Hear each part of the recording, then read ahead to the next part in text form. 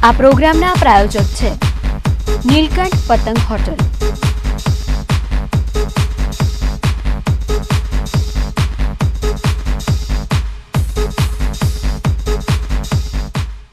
नमस्कार दर्शक मित्रों, फरी एक વાર स्वागत है आपનું કાર્યક્રમ અતિથિમાં। આજે અતિથિમાં એક વિશેષ મહેમાન અમારી સાથે છે।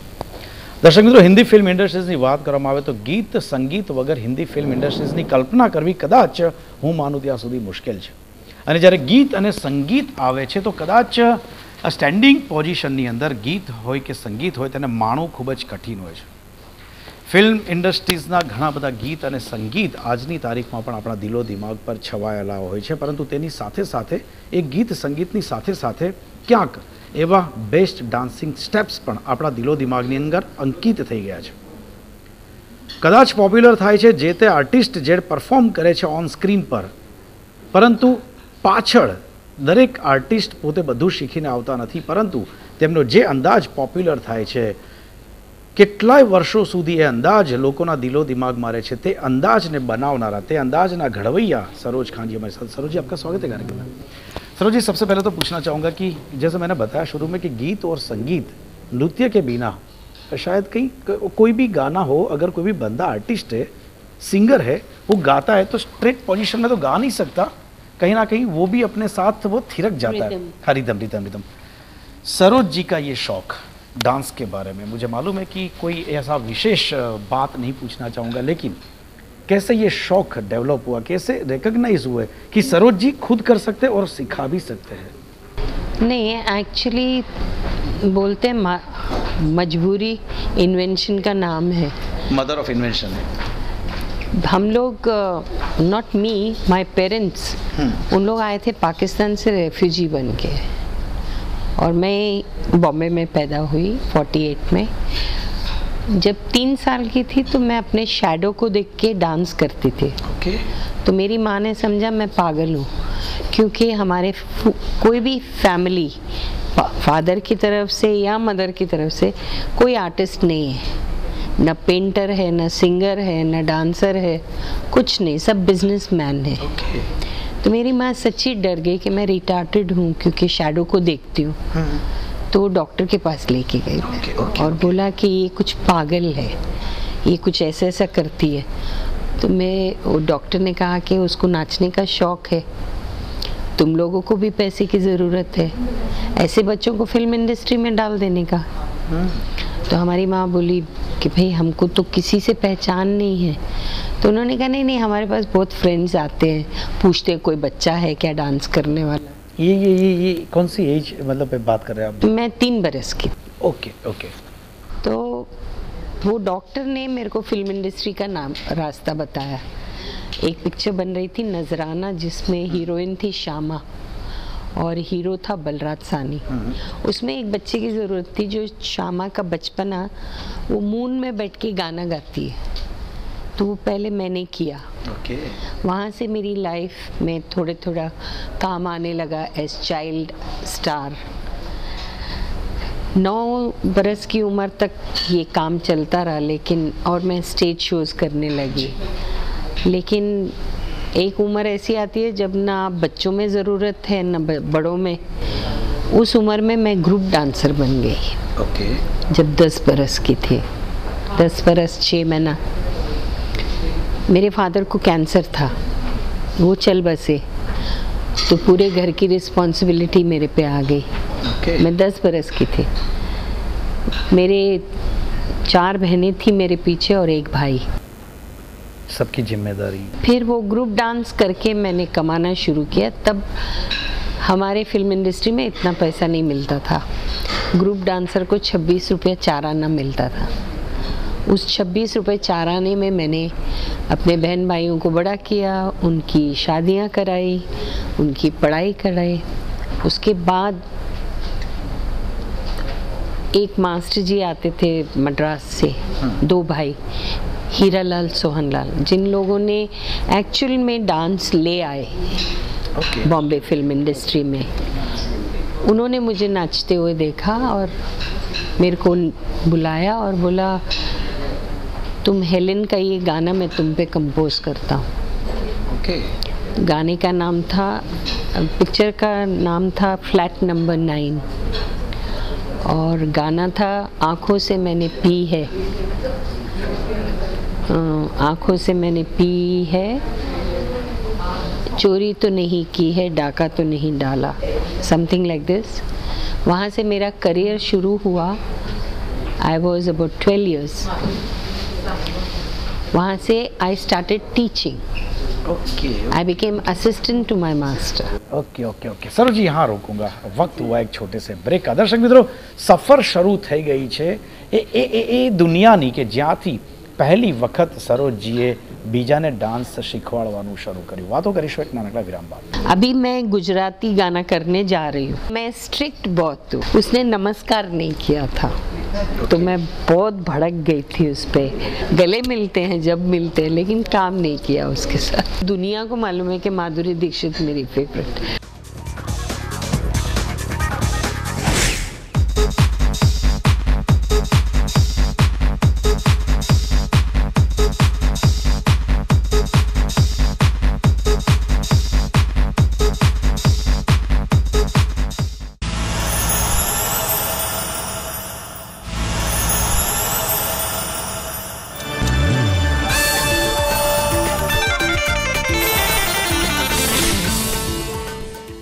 विराम बाद फरी एक और स्वागत है आपનું कार्यक्रम अतिथिमा। सरोज जी, आपने बताया कि 12 साल की उम्र में शुरू किया सिखाने का। मतलब ये वो उम्र है जहाँ लोग सीखने जाते हैं और उस उम्र में आपने सिखाना शुरू किया। और मेरे हिसाब से शुक्रिया मानना शायद आप कभी भी नहीं बोलते। जिस आदर से आप उनका नाम ले रहे थे, वो मास्टर जी का, दोनों का, मेरे हिसाब से शायद जीवन भर उनको याद करते हैं। उन्होंने जो गुरु मंत्र दिए थे। लेकिन अभी मेरा सीधा सवाल ये, जिस तरह से आप अपने गुरु को याद करते हो, कि आज की तारीख में जो अपने आप को अच्छे डांसर बता रहे हैं इस इंडस्ट्री के लोग, ऐसे बड़े बड़े नाम, वो शायद इस गुरु को इतने आदर से याद नहीं करते। नहीं, वो ज़माना ही नहीं रहा। हम लोगों के वक्त पे, मतलब जब तक मास्टर हमको बैठने को नहीं बोले, बैठते नहीं थे ना। अभी तो क्या है, अभी वो रिस्पेक्ट नहीं है। फिर भी मैं ये नहीं कहूँगी कि सब में वैसा नहीं है। मेरे यहाँ जब आते हैं नाचने तो सबके सब नमस्कार करते ही करते हैं। वो आदर से इस काम को देखते हैं। दूसरे के यहाँ जाते हैं तो हाय मास्टर जी, बाय मास्टर जी, ऐसा होता है। लेकिन मेरे यहाँ, लेकिन सरोज जी के लिए तो अभी भी मतलब गॉड ग्रेस की, क्योंकि हम जब अपने मास्टर को इतना रिस्पेक्ट देते हैं तो हम उनको भी बताते हैं। डाउन लाइन यही संस्कार नीचे नीचे धीरे धीरे उतरता। अच्छा, जब बात आती है, सरोज जी शुरू में शायद हो सकता है कि कोई भी गाना ले लेते थे, बाद में सरोज जी खुद चूजी हो गए। नहीं, कभी नहीं, आज तक। अभी मैं गुजराती गाना करने जा रही हूँ 2 तारीख और 3 तारीख को। मुझे ज़रूरत नहीं है गुजराती पिक्चर करने की, लेकिन जो मैं शो करती थी ना, आजा नच ले विद सरोज खान, सिखाती थी। जी। उसमें 4 लड़कियां थी मेरे पीछे। वो 3 तो हीरोइन बन गई, एक उनमें से एनडीटीवी में ही हीरोइन बन गई, जिसको मैं चिढ़ाती थी, स्वाता करके बोलती थी। तो उसने अपने अंकल उनका पिक्चर बना रहा है, तो बोली मेरे मास्टर को लेना और किसी को मत लेना। अच्छा, तुम लोग मेरे पास आए, बोले आपके पास टाइम है? मैंने कहा नहीं, टाइम तो नहीं है, लेकिन स्वाता ने भेजा है तो मैं करूँगी ज़रूर। सरोज जी जब डांस सिखाते हैं बहुत भड़क जाते हैं। नहीं। क्योंकि जिस तरह से नहीं बाकी लोगों के दिमाग में जो एक इमेज है। हाँ, इमेज है। नहीं, मैं स्ट्रिक्ट बहुत हूँ, नो डाउट। यहाँ तक कि मेरे असिस्टेंट जो मेरे साथ 18 साल से काम कर रहे हैं, अभी भी उन लोग डरते हैं। अगर ये डर ना रहे तो वो रिस्पेक्ट भी नहीं रहेगी। फ्रेंडली टाइम पे मैं फ्रेंडली हो जाती हूँ, वो बच्चे जैसे हैं, उनसे बात वैसा करें, लेकिन जो मैंने सिखाया अगर वो भूल जाएं या स्टाइल बदली कर दें या काम के वक्त बात करें तो मुझे बहुत गुस्सा आता है। गुस्सा अभी तो आता मैं है। बहुत ठंडी हो गई हूँ। अच्छा, मतलब पहले तो बहुत मैं बहुत फायर जैसी थी, मतलब लोग बोलते थे भैया ये आने वाली है सेट पे, जल्दी चलो। अच्छा, टाइम पे कोई भी लेट नहीं आता था। तो भी नहीं आएगा। सरोज जी, सबसे ज्यादा सिखाने में सबसे ज्यादा गुस्सा किस पे किया था? अभी भी याद है कि इसको तो मैंने फाड़ डाला था। एक आर्टिस्ट है जिसके साथ मेरा बहुत गुस्सा हुआ था, वो है रवीना टंडन। उसने नमस्कार नहीं किया था तो मैं बहुत भड़क गई थी उस पर, और इतना भड़क गई थी कि मैंने पिक्चर ही छोड़ दी। वो उसके बाद उसके साथ काम ही नहीं किया। बहुत अच्छे दोस्त हैं, गले मिलते हैं जब मिलते हैं, लेकिन काम नहीं किया उसके साथ। डांस के बारे में कई बार होता है, गुरु होता है, उसका एक फेवरेट शिष्य भी होता है, एक चेला होता है कि वो जो चेला आएगा ना तो शायद बाकी लोगों को 100% गुरु सिखाता है, लेकिन उस अपने फेवरेट चेले को शायद 150% सिखाता है। फेवरेट कौन है सरोज जी की? आर्टिस्टों में अगर कोई पूछेंगे तो सब, मतलब दुनिया को मालूम है कि माधुरी दीक्षित मेरी फेवरेट, क्योंकि उसने कभी काम से चोरी नहीं की, कभी लेजी नहीं हुई काम पे, जो बताया उतना किया। कभी ऐसा भी नहीं बोला कि मास्टर जी ये हाथ मेरा थोड़ा दर्द करता है, इसको सीधा कर दूं क्या? ना ना ना, मास्टर जी ने बोला है इतना लुक देना है, इतना ही लुक देना है। कोई कुछ भी बोले उसको, आके डायरेक्टर आके समझाए कि तुम्हारा लुक इधर नहीं इधर आना चाहिए, तो बोले कि मास्टर जी को बोलो, पहले मास्टर जी को कन्विंस करो फिर जाके फिर मैं करूँगी। Okay. She was that sort of student, क्योंकि उसने कभी अपने आप को हीरोइन नहीं समझा मेरे सामने। वो जैसा बच्ची आई थी वैसी थी मेरे, very down to earth, end तक वैसे ही थी। ओके। बाकी मेरे फेवरेट्स जो हैं वो मेरे असिस्टेंट्स ही मेरे फेवरेट हैं, क्योंकि उन लोग इतना लेबर करते हैं कि शायद किसी के असिस्टेंट्स इतना लेबर करें। सरोज जी कहीं लगता है कि जिस तरह से लोगों के दिलो दिमाग में डांस आज छाया हुआ है, हिंदुस्तान की जनता की बात कर रहा हूँ, बहुत सारे लोग हैं जो इनका गलत फायदा भी उठाते हैं। मतलब नहीं समझी मैं। बच्चों के लिए आज पैशन बन चुका है डांस, मैं हॉबी की जगह पैशन बन चुका है। एक उनका ड्रीम होता है कि मुझे इस तरह से ये अलग अलग कॉम्पिटिशन्स होती है उसमें जाना है। कहीं ऐसे जो भी डांस सिखाने वाले हर गली नुक्कड़ पे एक दुकान खोल दी है। क्या आप मानते हैं कि उनकी जो भावना है उनके साथ खिलवाड़ हो रहा है? नहीं, एक्चुअली डांस के नाम से खिलवाड़ हो रहा है। किसी को नहीं भी आता है वो भी सिखाते हैं, तो जो बच्चा जो है वो एक गीली मिट्टी के जैसा है। आज अगर उसको सही नहीं बनाओ तो वो फिर बिखर जाता है और फिर काबू करना बहुत मुश्किल होता है। तो आज आपका बच्चा अगर गलत क्लास में चला गया और वो मास्टर ने उसको सही अंग भाव नहीं सिखाया, तो आप सोच सकते हो क्या नाचेगा। बच्चे की बात छोड़ के मैं सीधा इंडस्ट्री पे वापस आ जाता हूँ। सरोज जी, इंडस्ट्री में आज की तारीख में बहुत सारे गाने थोड़े समय के लिए पॉपुलर हो जाते हैं, लेकिन याद नहीं रहते। वो इसलिए कि आपके और मेरे और इनके मूवमेंट मिलते जुलते। जैसा आज हर एक पिक्चर में वेस्टर्न गाने को आइटम बनाया हुआ है। हम अपना कल्चर भूल चुके। हम हिप हॉप, सालसा, ये कल्चर याद रख रहे हैं। हमारे पास इतना खजाना है वो हम भूल गए हैं। जैसा आपके पास गरबा है, गरबे में कितने रंग होते हैं, डांडिया अलग होता है, ताली अलग होती है ना। किसी से पूछो, किसी को मालूम नहीं कि ताली वाला भी गरबा होता है और डांडिया वाला भी होता है। तो वो आपका कल्चर तो मैं भूल चुकी ना। ये भी भूल गए कि महाराष्ट्र की लावणी होती है, हम ये भी भूल गए मद्रास के साउथ के डांसेस होते हैं अपने, पंजाब का भांगड़ा होता है, पहले ये सब कुछ था हमारी इंडस्ट्री में। शायद उस वजह से जो ये गलतियां रह गई, ये कमी रह गई, उसकी वजह से ये लंबे अरसे तक हमारे दिलो दिमाग में स्थान नहीं ले पाए। बहुत सारी बातें करेंगे एक छोटे से ब्रेक के बाद। दर्शक मित्रों, समय था एक नानकड़ा विराम दो। सब वेस्टर्न छाया हुआ है, तो उन लोग कहाँ कल्चर याद रखेंगे। पहले स्टार्स जो थे वो ऐसे थे जैसे डेमी गॉड्स, इतना नज़दीक बैठना खुशकिस्मती होती थी। खूबसूरती पिक्चरों की वो टीवी ने ख़त्म कर दी। अगर वो श्राद्ध का सीन नहीं रखते ना यश जी, तो ये पिक्चर म्युनिसिपैलिटी उतारता। કોઈ છે નંબર 1 ની સાથે, કોઈ છે સનસની સાથે। ગુજરાત ન્યૂઝ સત્યની સાથે।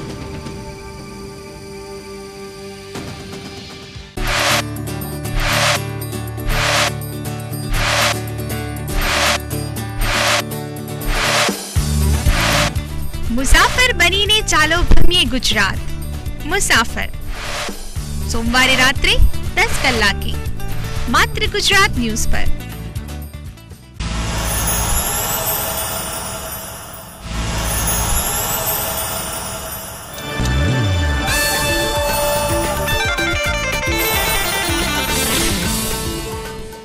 विराम बाद फरी एक बार स्वागत है आपનું कार्यक्रम अतिथिमा। सरोज जी, आपने बताया कि कहीं वो जो फ्लेवर, जो हमारी खुद की फ्लेवर थी, वो उसकी जगह पे कहीं मैक्सिकन, कॉन्टिनेंटल बिल्कुल कबाड़ा कर दिया, और उसी वजह से हिंदुस्तान के इतना मतलब जो बेहतरीन गाने, रीच जो था उसको कहीं हमने छोड़ दिया, और उसी गलती की वजह से आज ऐसे गाने नहीं आ रहे जो हमें सुकून पहुंचा सके। आप लिरिक्स आज देख लो, क्या लिरिक्स हैं हमारे पास। आतिया खंडाला, आजा मेरी गाड़ी में बैठ जा, लिखना भूल गए हैं। अभी सिर्फ हम लोग केटर करते हैं पब्लिक के लिए, हम पिक्चर के मूड को भी नहीं देखते। सरोज जी, शायद ये स्टेटमेंट आपका इसलिए तो नहीं क्योंकि इतने सीनियर, इतने सालों से आपने प्रैक्टिस कर लिया, अभी बिल्कुल आराम से एक नाम हो गया सरोज जी का, इसलिए क्रिटिसाइज करना शुरू कर दिया? नहीं, ऐसी तो कोई बात नहीं, क्योंकि मैं अभी भी तो काम ही कर रही हूँ। इतना ही है कि मैंने फिल्म इंडस्ट्री को छोड़ के अभी एक ब्रॉडवे शो बनाने की कोशिश कर रही, तो उसके लिए मुझे सब काम छोड़कर 1 साल तक वो शो बनाने में लगेगा। ओके। तो क्रिटिसाइज इसलिए नहीं, क्रिटिसाइज इसलिए दुख होता है कि हमारी इंडिया इतनी रिच होकर भी आज जितने डायरेक्टर आ रहे हैं सब यंगस्टर्स आ रहे हैं। नंबर 1, सब यंगस्टर्स के दिमाग के ऊपर सब वेस्टर्न छाया हुआ है, तो उन लोग कहाँ कल्चर याद रखेंगे। मेरा सीधा सवाल है, आपने बताया कि यंगस्टर आ रहे हैं, क्या आपको लगता है कि कोई एक ऐसी सिंडिकेट की वजह से अच्छे आर्टिस्ट कहीं सफ़र होते हैं सफ़र। अभी जैसा मैं मिसाल दूंगी, यश चोपड़ा की पिक्चरें लोग दीवानों के जैसा देखने जाते थे, लव स्टोरीज, घरेलू पिक्चर्स, ये वो। जब से उसके बेटे ने टेक ओवर किया तो सिवाय न्यूयॉर्क के आपको कुछ नज़र नहीं आता है उनकी पिक्चरों में। कुछ नज़र आता है because they cater to the public ना। अभी अब कन्विक्शन से नहीं बनाते पिक्चर, फ्लॉप भी वैसे ही होती हैं। फिल्मों के बारे में बात बताया आपने, जो कि कहीं ना कहीं जो अच्छे आर्टिस्ट, ऐसे प्रोडक्शन हाउस थे जिनमें जो एक सिस्टम से, एक एथिक्स से बिजनेस हो रहा था, एथिक्स से फिल्में लोगों के पास आ रही थी, कहीं और लोगों ने, नेक्स्ट जनरेशन ने ले लिया, पूरे एथिक्स बदल डाले। नेक्स्ट जनरेशन ने सिर्फ नहीं, ये कोऑपरेटिव हाउसेस बन गए। अब कोऑपरेट हाउस बनने से उन लोग सिर्फ बिजनेस का सोचते हैं, उन लोग अपने दिमाग से बिजनेस चलाते हैं, दिल से पिक्चरें नहीं बनाते, वो बिजनेस से पिक्चरें बनाते हैं। नाउ बिजनेस की बात करूँ, फिल्मों के बिजनेस के बारे में कहीं ना कहीं पहले भी अलग अलग पैंतरे होते रहते थे, अलग अलग जुगाड़ होते रहते थे। इस किस्म के होते थे कि आपकी पिक्चर अगर हिट हो गई, और माँ जैसे बागबान, it's a sentimental movie, it is coming out from BR films, हमें मालूम है BR ने पहले से फैमिली के प्रोडक्शन रखी है, हमेशा फैमिली फिल्म्स। बागबान अच्छी बन गई तो मैंने भी एक और बागबान बना दी। पैंतरे इस किस्म के होते थे। फिल्म को हिट करने के लिए भी बार बार अलग अलग पैंतरे लोग देख रहे, लोगों को मालूम भी है कि ये कोई स्पेसिफिक एक बंदे को टारगेट करके नहीं हो रहा, ये फिल्म को प्रमोट करने के लिए हो रहा है। आज आर्टिस्ट आ रहे हैं आपके टीवी पे फिल्म्स को प्रमोट करने के लिए, पहले कहाँ था ये सब? पहले स्टार्स जो थे वो ऐसे थे जैसे डेमी गॉड्स, उनको हाथ नहीं लगा सकते, उनको इतने करीब से भी नहीं देख सकते, इतना नज़दीक बैठना खुशकिस्मती होती थी। आज वो चार्म, वो जो मैजिक है वो सब चला गया है। अब टीवी आने से it's so down to earth कि ये आदमी ने बारिश की, पब्लिक को मालूम है यार बारिश थोड़ी हो रही है, डब्बे से पानी गिर रहा है। वो जो था ना खूबसूरती पिक्चरों की, वो टीवी ने ख़त्म कर दी। क्योंकि इंटरव्यू करने आप सेट पे आ जाते हैं, सेट का जो मैजिक है वो तो आप पूरा दिखा देते हैं पब्लिक। लेकिन पहले भी इंटरव्यू करने आते थे, हीरो हीरोइन खुद नहीं जाते थे, तब भी नहीं। हाँ, लेकिन आज की तारीख में भी इंटरव्यू लेने आते हैं, लेकिन वो लोग ही सामने से नहीं आते, फोन करके बुलाते, अरे यार आपकी चैनल से अभी तक कोई आया नहीं, आओ, हाँ आओ। पब्लिसिटी हो गई है, कंटेंट नहीं रहा। नहीं, बिल्कुल नहीं। आज वो दिल नहीं है। राइटर पोएट्री सिर्फ बोलता है कि मैं पोएट्री लिखता हूँ, लेकिन लिखते नहीं है, कुछ भी नहीं है लाइंस के बीच में, वो सेंटिमेंट है ही नहीं। अभी तक की जो भी फिल्म है, इतनी लंबी सफर है सरोज जी की। सरोज जी को कौन सी फिल्म छू गई थी? लम्हे। It was such a beautiful subject, क्योंकि मैं मिल्स एंड बून्स बहुत पढ़ती थी, रोमांटिक, उसमें ऐसे टाइप की कहानियाँ आती थी जैसा लम्हे थी। It's more of mills and Boons, क्योंकि कोई भी यंगस्टर लड़की एजड आदमी के साथ प्यार नहीं करती है, लेकिन मिल्स एंड बून्स में ये सब था कि ये फादरली फिगर है, उसको अपने बाप से बहुत प्यार था तो इससे भी प्यार हो गया, उसमें वो बाप को देखती है, लेकिन रोमांस है। ये सब चीज़ें मिल्स एंड बून्स में अचानक लम्हे में दिखाई दी। अगर वो श्राद्ध का सीन नहीं रखते ना यश जी, तो ये पिक्चर म्यूनसिपैलिटी उतारता। बिल्कुल। सरोज जी, अंत में मुझे मालूम है शायद आप ना कहेंगे, लेकिन हमारे लाखों व्यूअर्स की डिमांड मैं आपके पास कर रहा हूँ। क्या? सरोज जी ने बहुत सारे गाने पे अपने स्टेप्स दिए अलग अलग, उसमें से पसंदीदा कोई भी एक गाने का एक मुखड़ा हम आपसे सुनना चाहेंगे, या तो आपकी पसंदीदा कोई भी गाना। नहीं, सबसे ज़्यादा जो मतलब बहुत पसंद आया था, जो माधुरी ने किया था, वो था मेरा पिया घर आया। बिकॉज उसमें इतना सिंपल स्टेप इतना क्लिक हो गया कि बच्चे बूढ़े सब वो स्टेप करते थे। मेरे में आदत है कि मैं जब गाना बनाती हूँ तो मैं खुद पहले नाचती हूँ, तो मुझे एक स्टेप उसके ऊपर अचानक आ जाता है कोई भी गाने पे, फिर मैं उसको सिग्नेचर स्टेप बना देती हूँ कि एवरी टाइम ये जब मुखड़ा आएगा तो यही नाचना, ताकि पब्लिक को दिखे और फिर वो भी वही तोड़ हो जाए सीधा। या हम आपके सुरीले अंदाज से एक गाना सुनना चाहते हैं। जी, मैंने वही बोला कि अब पसंदीदा गाना एक हम सुनना चाहेंगे, जरूर चाहेंगे। कोई भी आपका पसंदीदा गाना? गाना गाती नहीं, एक गजल है जी, जो मैं तरन्नुम में गा के सुनाती, मुझे गाना नहीं आता। दीवानगी से काम लिया है कभी कभी, दीवानगी से काम लिया है कभी कभी, ऐसे में उनका नाम लिया है कभी कभी। Thank you very much Saroj ji, thank you very much. दर्शक मित्रों, आती खास मुलाकात सरोज खान સાથે ની ફરી મળીશું નેક્સ્ટ એપિસોડમાં એક નવા અતિથિ સાથે। ત્યાં સુધી નમસ્કાર, થેન્ક યુ।